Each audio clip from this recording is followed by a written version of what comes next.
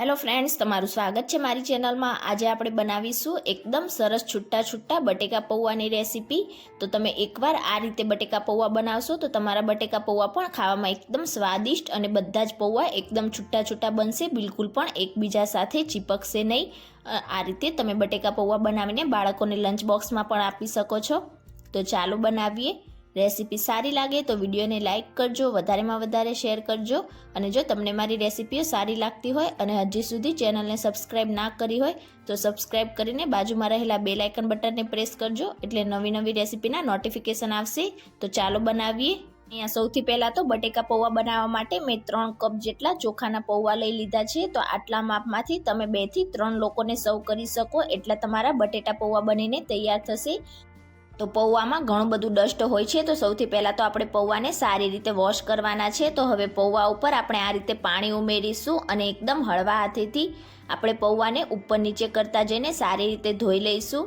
તો અહીંયા તમારે પૌવાને વધારે સમય સુધી પાણીમાં પલાળેલા નથી રાખવાના, નહીં તો પૌવા તમારા એકદમ સોફ્ટ થઈને બધા જ પૌવા તૂટી જશે। તો આ રીતે ફક્ત 1 મિનિટ માટે મેં અહીંયા પૌવાને ધોઈ લીધા છે। હવે બીજા બાઉલમાં આપણે બધું જ પાણી આ રીતે નિતારી લઈશું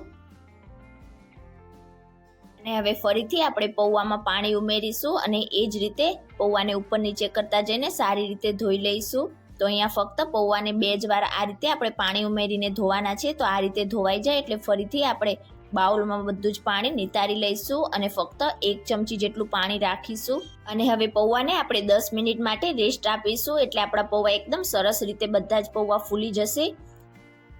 તો હવે પૌવાને લગભગ રેસ્ટ આપે 10 મિનિટ જેવું થઈ ગયું છે અને તમે જોઈ શકો છો આપણા બધા જ પૌવા એકદમ સરસ રીતે ફૂલી ગયા છે। તો આ રીતે સ્પૂનની મદદથી આપણે પૌવાને એકદમ સારી રીતે છૂટા કરી લઈશું। તો આ પ્રોસેસ તમારે પૌવા પલળી જાય ત્યારે જ કરવાની છે। જો તમે બટાકામાં ઉમેર્યા પછી પૌવાને સારી રીતે મિક્સ કરશો તો તમારા પૌવા તૂટી જશે। તો આ રીતે બધા જ પૌવાને આપણે છૂટા કરી લઈશું અને તમે જોઈ શકો છો એકદમ છૂટા છૂટા આપણા પૌવા થયા છે, બિલકુલ પણ એકબીજા સાથે ચોંટ્યા નથી। તો પૌવાને આપણે સાઈડ ઉપર રાખીશું અને આગળની પ્રોસેસ કરીશું। હવે પૌવા બટેટા બનાવવા માટે આપણે કડાઈમાં 2 થી 3 ટેબલ સ્પૂન જેટલું તેલ ઉમેરીશું અને તેલને આપણે મીડિયમ ગેસની ફ્લેમ પર ગરમ થવા દઈશું। તેલ સારી રીતે ગરમ થઈ જાય એટલે હવે તેમાં 1/4 કપ જેટલા કાચા સિંગદાણા ઉમેરીશું। અહીંયા સિંગદાણા તમે તમારી પસંદ પ્રમાણે વધારે કે ઓછા પણ ઉમેરી શકો છો અને હવે સિંગદાણાનો હલકો કલર બદલાય ત્યાં સુધી આપણે સિંગદાણાને મીડિયમ ગેસની ફ્લેમ પર ફ્રાય કરીશું। અહીંયા થોડીક જ વારમાં તમે જોઈ શકો છો આપણા બધા સિંગદાણાનો એકદમ સરસ રીતે કલર ચેન્જ થઈ ગયો છે।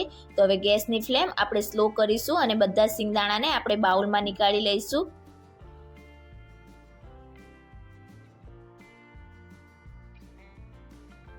અને હવે એ જ તેલમાં આપણે અડધી ટીસ્પૂન રાઈ ઉમેરીશું અને રાઈને સારી રીતે ફૂટવા દઈશું। રાઈ સારી રીતે ફૂટી જાય એટલે તેમાં અડધી ટીસ્પૂન જીરું ઉમેરીશું। 12 થી 15 જેટલા મીઠા લીમડાના પાન ઉમેરીશું અને હવે તેમાં 1 બાઉલ જેટલી મીડિયમ સાઇઝમાં કટ કરેલી ડુંગળી ઉમેરીશું। તો અહીંયા ડુંગળીને તમારે એકદમ ઝીણી ઝીણી કટ નથી કરવાની, આ રીતે થોડાક મોટા પીસ રહે એ રીતે ડુંગળીને કટ કરશો તો બટેટા પૌવામાં ખાવામાં તેનો ટેસ્ટ એકદમ સરસ લાગશે। હવે 1 થી 2 મિનિટ માટે આપણે આ રીતે ડુંગળીને મીડિયમ ગેસની ફ્લેમ પર ફ્રાય કરીશું અને આ રીતે હલકી સતળાઈ જાય એટલે હવે તેમાં 1 બાઉલ મીડિયમ સાઇઝમાં કટ કરેલા બટેકા ઉમેરીશું। તો આ રીતે બટેટા પૌવા બનાવવામાં થોડીક ડુંગળી ઉમેરવાથી બટેટા પૌવાનો ટેસ્ટ 100 ગણો વધી જશે। મિક્સ કરીશું અને આપણે બટેકા અને ડુંગળી બંનેને મીડિયમ ગેસની ફ્લેમ પર 2 મિનિટ માટે આ જ રીતે ખુલ્લું સાતળીશું। તો અહીંયા બટેકાને મેં લગભગ 2 મિનિટ માટે આ જ રીતે ખુલ્લા સાતળી લીધા છે। હવે આપણે તેને ઢાંકીને 3 મિનિટ માટે થવા દઈશું, એટલે આપણા બટેકા એકદમ સરસ રીતે કૂક થઈ જશે। તો 2 મિનિટ માટે મેં ખુલ્લા સાતળ્યા અને હવે ઢાંકણ ઢાંકીને મેં તેને 3 મિનિટ માટે કૂક કરી લીધા છે। હવે ઢાંકણ હટાવીને આપણે એકવાર સારી રીતે મિક્સ કરીશું અને બટેકાને ચેક કરી લઈશું। તો અહીંયા તમે જોઈ શકો છો આપણા બટેકા એકદમ સરસ રીતે તૂટી જાય છે, મીન્સ કે આપણા બટેકા એકદમ સરસ રીતે કૂક થઈ ગયા છે।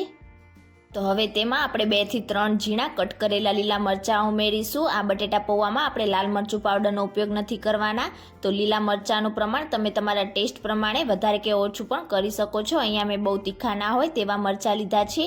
હવે તેમાં અડધી ટીસ્પૂન હળદર પાવડર ઉમેરીશું, મિક્સ કરીશું અને મરચાંને આપણે 1 મિનિટ માટે સાતળીશું। તો તો અહીંયા તમે જોઈ શકો છો મેં મરચાંને 1 મિનિટ માટે સાતળી લીધા છે અને આપણા બધા જ બટેટા ઉપર હળદરનું કોટિંગ એકદમ સરસ રીતે થઈ ગયું છે. હવે તેમાં આપણે 3 ટેબલ સ્પૂન જેટલું પાણી ઉમેરીશું. આ રીતે થોડુંક પાણી ઉમેરવાથી આપણા મસાલા એકદમ સરસ રીતે મિક્સ થઈ જશે અને પૌવા એકદમ સરસ એવા લાગશે. હવે તેમાં 1/2 ટીસ્પૂન ખાંડ ઉમેરીશું. આ ખાંડ તમે તમારી પસંદ પ્રમાણે વધારે કે ઓછી ઉમેરી શકો છો. સ્વાદ પ્રમાણે મીઠું ઉમેરીશું. મેં પૌવાના ભાગનું પણ મીઠું ઉમેરી દીધું છે. હવે તેમાં અડધા લીંબુનો રસ ઉમેરીશું. મિક્સ કરીશું સારી રીતે અને 2 મિનિટ માટે આપણે બધી જ વસ્તુને સારી રીતે કૂક કરીશું. અને એક રિક્વેસ્ટ છે ફ્રેન્ડ્સ, હજી સુધી જો તમે મારી ચેનલને સબસ્ક્રાઇબ ના કરી હોય તો સબસ્ક્રાઇબ કરીને બાજુમાં રહેલા બેલ આઇકન બટનને પ્રેસ કરજો, એટલે નવી નવી રેસીપીના નોટિફિકેશન આવશે. અને આ બિલકુલ ફ્રીમાં છે અને રેસીપી સારી લાગે તો વિડીયોને એક લાઇક ચોક્કસથી કરજો. તો અહીંયા લગભગ 2 મિનિટ માટે મેં બધી જ વસ્તુને સારી રીતે મિક્સ કરી લીધી. હવે તમે જોઈ શકો છો આપણા બધા જ મસાલા એકદમ સરસ રીતે મિક્સ થઈ ગયા છે. તો હવે આપણે જે પૌવા પલાળીને રાખ્યા હતા તે બધા જ પૌવા આપણે કઢાઈમાં ઉમેરીશું. તો અહીંયા તમે જોઈ શકો છો બધા જ પૌવા આપણા એકદમ સરસ છૂટા છૂટા છે. તમે એકવાર આ રીતે બટેટા પૌવા બનાવશો તો ખાવામાં બહુ ટેસ્ટી એવા લાગશે.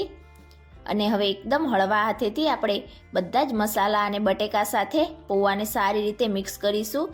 જ્યાં સુધી બધા જ પૌવા ઉપર હળદરનું કોટિંગ એકદમ સરસ રીતે ના થઈ જાય ત્યાં સુધી ગેસની ફ્લેમ મીડિયમ રાખીને આ રીતે મિક્સ કરીશું. તો અહીંયા તમે જોઈ શકો છો આપણા બધા જ પૌવા ઉપર હળદરનું કોટિંગ એકદમ સરસ રીતે થઈ ગયું છે. હવે આપણે તેને ઢાંકીને 2 મિનિટ માટે કૂક થવા દઈશું, એટલે આપણા પૌવામાં મસાલાનો ટેસ્ટ એકદમ સરસ રીતે આવી જશે. 2 મિનિટ પછી આપણે ઢાંકણ હટાવીને ફરીથી હળવા હાથેથી પૌવાને સારી રીતે મિક્સ કરીશું. અને આ રીતે પૌવા મિક્સ થઈ જાય એટલે હવે આપણે ગેસની ફ્લેમ ઓફ કરી દઈશું. અને હવે ઉપરથી આપણે ફ્રેશ ઝીણા સમારેલા લીલા ધાણા ઉમેરીશું. ધાણા આપણે થોડાક વધારે પ્રમાણમાં ઉમેરીશું એટલે તેનો ટેસ્ટ બટેકા પૌવામાં એકદમ સરસ લાગશે. અને આપણે જે સિંગદાણાને ફ્રાય કરીને રાખ્યા હતા તે બધા સિંગદાણા આપણે ઉમેરીશું.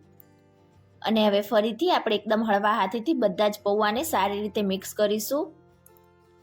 તો તમે એકવાર આ રીતે બટેકા પૌવા બનાવશો તો 100% વારંવાર તમે આ જ રીતે બનાવશો એટલા ટેસ્ટી લાગશે. તમે એકવાર આ રીતે બટેટા પૌવાની રેસીપી જરૂરથી ટ્રાય કરજો. અને આ બટેટા પૌવા જ્યારે ગરમ હોય ત્યારે ગરમ ગરમ જ તમારે સર્વ કરવાના, તો ખાવામાં એકદમ સરસ ટેસ્ટી લાગશે. તો અહીંયા તમે જોઈ શકો છો આપણા બટેટા પૌવા એકદમ સરસ, જોતાં જ ખાવાનું મન થઈ જાય તેવા ટેસ્ટી બન્યા છે. અને બધા જ બટેટા પૌવા આપણા એકદમ સરસ છૂટા છૂટા બનીને તૈયાર થયા છે. તો હવે ગરમા ગરમ બટેટા પૌવાને આપણે સર્વ કરીશું. તો તમે ક્યારે આ રીતે ના બનાવ્યા હોય બટેટા પૌવા તો એકવાર આ રેસીપી જરૂરથી ટ્રાય કરજો. અને આજની મારી રેસીપી તમને કેવી લાગે મને કમેન્ટ કરીને ચોક્કસથી જણાવજો. રેસીપી સારી લાગી હોય તો વિડીયોને લાઇક કરજો, વધારેમાં વધારે શેર કરજો અને ચેનલને સબસ્ક્રાઈબ કરીને બેલ આઇકનને પ્રેસ કરજો. Thank you for watching.